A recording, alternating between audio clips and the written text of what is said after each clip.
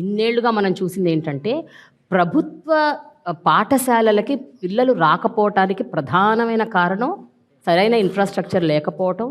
ఇంకా ఈ రోజుల్లో ఇప్పటికీ కూడా మిడిల్ క్లాస్ వాళ్ళు కూడా గవర్నమెంట్ స్కూల్స్లో పిల్లల్ని పంపించడానికి జంకుతున్నారు. అంటే నేను అనేది ఇప్పుడు మీరు 5 ఏళ్లుగా ఈ డెవలప్మెంట్ తీసుకొస్తున్నారు. ఎలాంటి మార్పు మీరు నోటీస్ చేశారు సార్ ఎన్రోల్మెంట్లో? అంటే కేవలం పూరెస్ట్ ఆఫ్ ద పూర్ మాత్రమే పిల్లల్ని ఎన్రోల్ చేస్తున్నారా, లేకపోతే మిడిల్ క్లాస్ వాళ్ళు కూడా ఎన్రోల్ చేస్తున్నారా? మీరు ఎన్రోల్మెంట్లో ఎలాంటి మార్పులు గమనించారు? ఇక్కడ 2 విషయాలమ్మా. ఇన్ఫ్రాస్ట్రక్చర్ ఒకటే చేసినంతలోనే మనం సక్సెస్ అవ్వము. కరెక్ట్. దాంతోపాటు అకాడమిక్ కూడా వాళ్ళు డెవలప్ అవ్వాలి. వాళ్ళకి ఇచ్చిన మన స్కూల్లో చెప్తున్న పాఠాలు కానీ లేదా ఆ టీచర్స్ తీసుకున్న రెస్పాన్సిబిలిటీ పిల్లల కోసం ఆలోచన చేస్తున్నవి కానీ, వాళ్ళకి ఇచ్చిన అసైన్మెంట్లు కానీ తర్వాత ఆలోచన చేస్తుంది కానీ, అలాగే సైమల్టేనియస్గా టీచర్స్కి వాళ్ళు టైం టు టైం వాళ్ళకి కావాల్సిన ఈ బ్లాక్ ట్రైనింగ్స్ కానీ, వాళ్ళ కోఆర్డినేషన్ కానీ, మళ్ళీ అలాగే టీచర్స్కున్న ఇష్యూస్ని రిజాల్వ్ చేయడంలో కానీ. ఎందుకంటే మనిషి అనేవాడు సాటిస్ఫాక్షన్గా ఉంటేనే వాళ్ళు పిల్లలకు పాఠాలు చెప్పగలరు. వాళ్ళు ఎప్పుడు కూడా ఏది కూడా వాళ్ళకి ఇబ్బంది అనేది ఉండకండి. అటు టీచర్స్కి స్టూడెంట్స్ని ఇద్దరిని కోఆర్డినేట్ చేసుకుంటూ ఇటు అకాడమిక్లో వీళ్ళకున్న ఇష్యూస్ ఏమున్నా సార్ చదువుల్లో వాటిలో వాళ్ళకి నీట్గా ఉండేట్లు న్యూ ఎడ్యుకేషన్ పాలసీ ఏదైతే ఉందో ఆ ఎడ్యుకేషన్ పాలసీలో గవర్నమెంట్ ఆఫ్ ఇండియా ఏవైతే రిఫార్మ్స్ తీసుకొస్తుందో దాన్ని మనం ఇండెక్ట్ చేసుకుంటూ ఎక్కడా కూడా ఇబ్బంది లేకుండా అన్నీ ఒకదానికి ఒకటి కోఆర్డినేట్ చేసుకుంటూ మేము నిజంగా I appreciate first of all మా ఆఫీసర్స్ని. అంటే ఏ ఒక్కరికి కూడా చిన్న వరకు కానీ పెద్ద నుంచి అందరం ఒక టీం వర్క్ చేసుకుంటూ వస్తున్నాం కాబట్టి మా ముఖ్యంగా అందరితో పాటు ఈ రిజల్ట్ వస్తుంది. I'm satisfy. ప్రైవేట్ స్కూల్ కంటే ప్రైవేట్ కాన్వెంట్ కంటే మన దగ్గర ఆ ఫెసిలిటీస్ కంటే ఆ ఉన్న సిలబస్ కంటే మన దగ్గర ఇంకా మెరుగైన సిలబస్ ఉంటే ఆటోమేటిక్గా వస్తారు. అందుకే ఈ మధ్యకాలంలో వచ్చి సిబిఎస్ పెట్టాము. సిబిఎస్ఈని 1000 స్కూల్స్ని మనం మ్యాపింగ్ చేసాం. దాంతోపాటు ఇప్పుడు ఇంకా రాబోయే కాలంలో వచ్చి ఫస్ట్ స్టాండర్డ్ నుంచే ఐబీతాలో కొలాబరేషన్ చేసుకోవచ్చు మా బోర్డులోనే ఇన్వాల్వ్ చేస్తూ. ఎందుకంటే ఎక్కడికో వెళ్ళి ఎక్కడో చదువుకుని ఎక్కడో పడే కంటే మన స్కూల్స్లోనే ఈ కార్యక్రమం ఉండాలి అనే కార్యక్రమంతో ట్రోఫీలు పెట్టాం. స్పోకెన్ ఇంగ్లీషు, రీడింగ్ ఇంగ్లీషు అవన్నీ కార్యక్రమాలు చేస్తాం. ఎప్పుడు కూడా ఎక్స్పెక్ట్ చేస్తుంటారు ఈ సొసైటీలో ఎప్పుడు కూడా ఇటువంటి కార్యక్రమాలు ఈ రాష్ట్రంలో వస్తాయి అనేది ఎక్స్పెక్ట్ చేయరు. ఇక్కడే కాదు దేశంలో ఏ రాష్ట్రంలో వాళ్ళు ఎక్కడో ఢిల్లీ లాంటి దగ్గర వచ్చి 1-2 వచ్చా కానీ. ఒక విషయం సార్, ఎలాంటి బృహత్తరమైన ప్రోగ్రామ్ చేపట్టినా ఒక మంచి స్కీమ్ తీసుకొచ్చినా ఎస్పెషలీ ఎడ్యుకేషన్కి సంబంధించి ఇలాంటి స్కీమ్స్ తీసుకొస్తే జనరల్గా అందరూ హర్షిస్తారు. కానీ మీ అందరూ హర్షించటంతో పాటు మీరు క్రిటిసిజం కూడా మూటగట్టుకున్నారు. అంటే చాలా అంశాలకు సంబంధించి. So I think we should talk 1 by 1 sir. మొట్టమొదటిది ఇంగ్లీష్ మీడియం ఇంట్రడ్యూస్ చేయాలి, ప్రాథమిక విద్యలో ఇంగ్లీష్ ఈజ్ కంపల్సరీ మ్యాండేటరీ అన్న ఒక కాన్సెప్ట్ మీరు స్టార్ట్ చేసినప్పుడు విపరీతమైన క్రిటిసిజం వచ్చింది. రీజనల్ లాంగ్వేజ్ని వదిలేస్తారా, తెలుగు భాషకి ఇంపార్టెన్స్ ఇవ్వకుండా ఇంగ్లీష్కి ఏంటి ఇంపార్టెన్సు, దాని మీద ఫోకస్ చేయటం ఏమిటి అన్న ఇలాంటి ఒక క్రిటిసిజం వచ్చింది. సో దీని గురించి మీరు ఏమంటారు sir? What do you say? అంటే తెలుగు భాష మన వల్లే, మనం దాన్ని విడిచిపెట్టలే. తెలుగు భాష ఉంటూ ఏదైతే నేషనల్ లాంగ్వేజ్ ఇంగ్లీష్ ఏదైతే అయిందో ఎక్కడికి వెళ్ళి నేషనల్ వరల్డ్ అంతా ఎక్కడికి వెళ్ళి ఆ స్టూడెంట్ వచ్చి ఊరు దాటి బయటికి వెళ్తే ఇంగ్లీష్ వచ్చి ఎసెన్షియల్ అయిపోయింది. ఇప్పుడు ఇక్కడ ఉన్నారు కదా పిల్లలందరూ, పేరెంట్స్ ఉన్నారు కదా, అడగండి ఏ ఒక్కరినైనా సరే ఇంగ్లీష్ వద్దు, మేము చదవము, మాకు ఇది అవసరం లేదు అని అంటే ఇట్స్ ఫైన్. మా పిల్లలు డబ్బున్న వాడి పిల్లలు వచ్చి ఇంగ్లీష్ చదవాలి, ఇంగ్లీష్ మీడియం చదవాలి, వాడు వచ్చి దాని కాంపిటేటివ్ ఎగ్జామ్స్కి వచ్చి వాడు వచ్చి ఫోకస్కి వెళ్ళాలి. ఈ పిల్లలు మరి వీళ్ళ పరిస్థితి ఏంటి? గవర్నమెంట్ స్కూల్లో చదువుతున్న పిల్లల పరిస్థితి ఏంటి? సో ఎందుకు కాన్వెంట్కి వెళ్తారు? చిన్నప్పుడు కాన్వెంట్ ఫ్యాషన్, అక్కడ ఇంగ్లీష్ ఎక్కువ చెప్తారు, ఇంగ్లీష్ మీడియం చెప్తారు అనే కదా ఫస్ట్ మన రాష్ట్రంలో వచ్చి వచ్చింది కాన్సెప్ట్ వచ్చింది. సో అటువంటి కాన్సెప్ట్ ఎందుకు టైం టు టైం మారుతుంటాయి. నేను తెలుగు ఎప్పుడు నో అని చెప్పలే, రీజనల్ లాంగ్వేజ్ని ఎప్పుడు చెప్పలేదు, రెస్పెక్ట్ చేసుకుంటే అవసరం కూడా అది పిల్లల కోసం మన సంస్కృతి అవసరం, మన కల్చర్ ఉండాలి. We are not against. బట్ దాంతోపాటు సర్వైవల్ కూడా ఉండాలి. పిల్లలకి సర్వైవల్ ఉండాలి. లైఫ్లో వాళ్ళు పెద్దవాళ్ళు అవ్వాలి, ఒక గ్లోబల్ సిటిజన్గా తయారవ్వాలి. మన స్టూడెంట్ అంటే కంపల్సరీ అది అవసరం అని నమ్మింది ఈ ప్రభుత్వం, ముఖ్యంగా ముఖ్యమంత్రి గారు నమ్మారు. అందుకే ఎన్ని విమర్శలు వచ్చినా సరే డోంట్ కేర్ అని చెప్పాము. మేము చెప్పిన తర్వాత వాళ్ళే మా లైన్కి వచ్చారు. ఇప్పుడు ఎవరైతే వద్దన్న వాళ్ళందరూ మీ తర్వాత వెళ్ళి మీరు అడగండి, ఓ డిబేట్ పెట్టండి, ఇంగ్లీష్ అంటారు చూడండి. అదే అయితే సార్ ఇంగ్లీష్ మీడియం ఒక పాయింటర్, దీంతో పాటు మీరు ఇంట్రడ్యూస్ చేసిన ఇప్పుడు ఇందాక అన్నారు సిబిఎస్ఈ అని, టోఫిల్ ఎగ్జామ్కి ప్రిపేర్ చేయాలి పిల్లల్ని అని, ఐబీ తీసుకురావాలి అని. ఇప్పుడు ఏంటంటే మేజర్ క్రిటిసిజం ఏంటంటే సార్, ఇలాంటివన్నీ మీరు ఇంట్రడ్యూస్ చేస్తే అక్కడ ముందు టీచర్స్ కూడా సమాయత్తం అవ్వాలి కదా, వాళ్ళకు కూడా ఎంతో కొంత దాని మీద నాలెడ్జ్ ఉండాలి, గ్రిప్ ఉండాలి, శిక్షణ ఇవ్వాలంటే వాళ్ళు కూడా సంసిద్ధం అవ్వాలి. సో ఈ ఆస్పెక్ట్స్ అన్ని మీరు ఎట్లా మీరు దాన్ని హ్యాండిల్ చేశారు సార్? అన్నీ ఆలోచించేస్తాం. ముందు టీచర్కి దాని మీద అవగాహన లేకపోతే ఇంకా స్టూడెంట్కి ఎక్కడ ఎగ్జాక్ట్లీ, బట్ అది టైం టేకింగ్ కదా సార్ ఈ ప్రాసెస్ అంతా. అది కామన్ సెన్స్ పాయింట్. అది యా రైట్. ఏదైనా సరే స్టార్ట్ అయితే కదా, ఇనిషియేషన్ అయితే ఎండ్ అవుతుంది.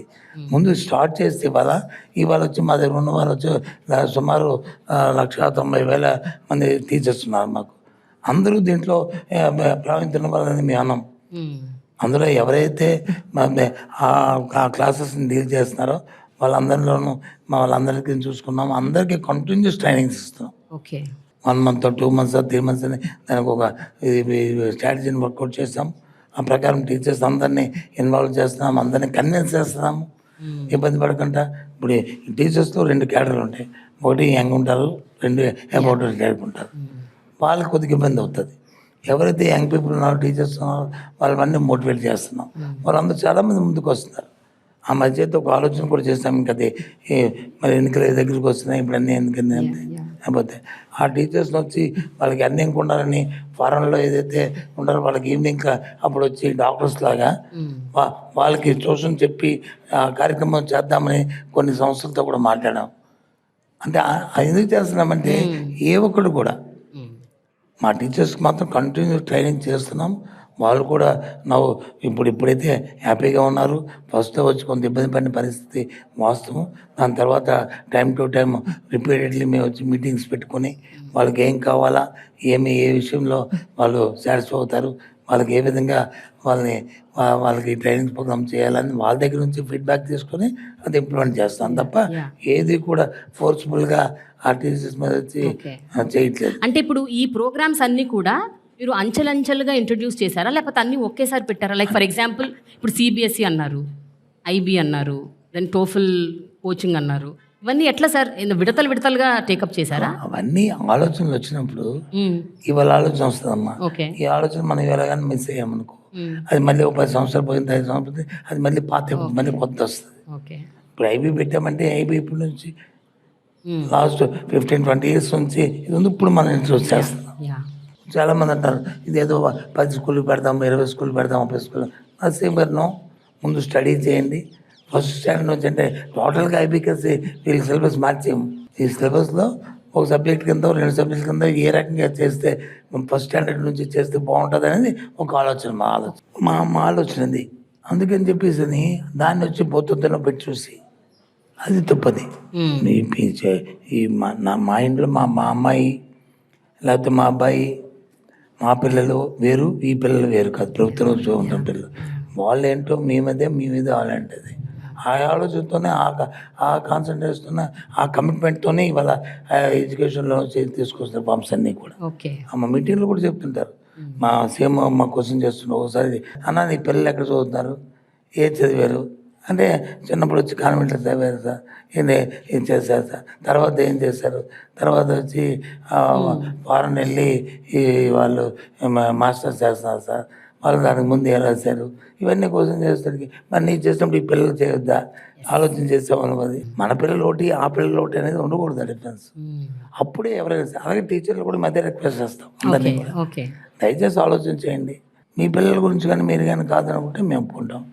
మీ పిల్లలకు ఈ పిల్లలకే కాబట్టి మీకు ఏదైనా ఈ గవర్నమెంట్ మీది, మీరు ఏం చెప్తే అదే చేస్తామని చెప్తాం. అందుకు ఆ మోటివేషన్ చేసి వాళ్ళని కన్విన్స్ చేసి ఈరోజు షో రన్ చేస్తున్నాం. అందుకు మాకైతే ఇబ్బంది లేదు, ఎక్కడ కమ్యూనికేషన్ గ్యాప్ లేదు. గవర్నమెంట్కి టీచర్స్కి పేరెంట్స్కి టీచర్స్కి పిల్లలకి ఎక్కడ కూడా లేదు. We are all one. ఓకే, ఇప్పుడు ఈ మినిస్టర్ గారితో క్వశ్చన్స్ ఒక చిన్న బ్రేక్ ఇచ్చి మిమ్మల్ని ఒక 2 questions అడుగుతాను, ఓకేనా? ఇందాక మినిస్టర్ గారు ఒక మాట అన్నారు, స్కూల్స్ అన్నిట్లో టాయిలెట్స్ పెట్టడమే కాదు, టాయిలెట్స్ మెయింటెనెన్స్ కూడా మేము చాలా ఫోకస్డ్గా దాని మీద దృష్టి పెట్టి అది చాలా ఇంపార్టెంట్ ఫ్యాక్టర్గా మేము ట్రీట్ చేస్తున్నామని చెప్పారు. ఇక్కడున్న అమ్మాయిలు ఎవరైనా ఒక అమ్మాయి అమ్మాయిలే కావాలి నాకు ఎస్పెషల్గా, బికాజ్ మీకు టాయిలెట్స్ అనేది చాలా ఇంపార్టెంట్ మనకి.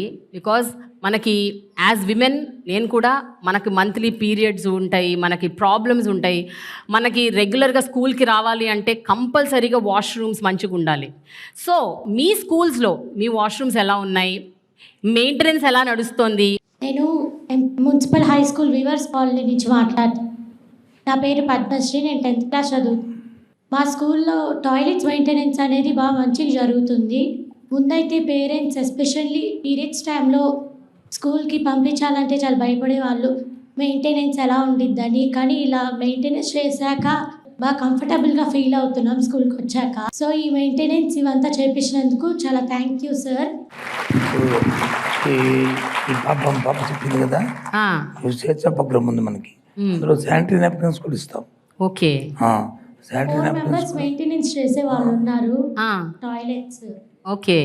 సో వాళ్ళు రెగ్యులర్గా ఉంటారు? ఎస్ మ్యామ్, వాళ్ళు రెగ్యులర్గా ఉంటారు. ఓకే. ఏ రోజు రాకుండా ఉండరు, రోజు మెయింటెనెన్స్ అనేది బాగుండిద్ది. ఏదైతే టాయిలెట్స్ మెయింటెనెన్స్ ఉన్నారో వాటి కెమికల్స్ ఇస్తాం మనం.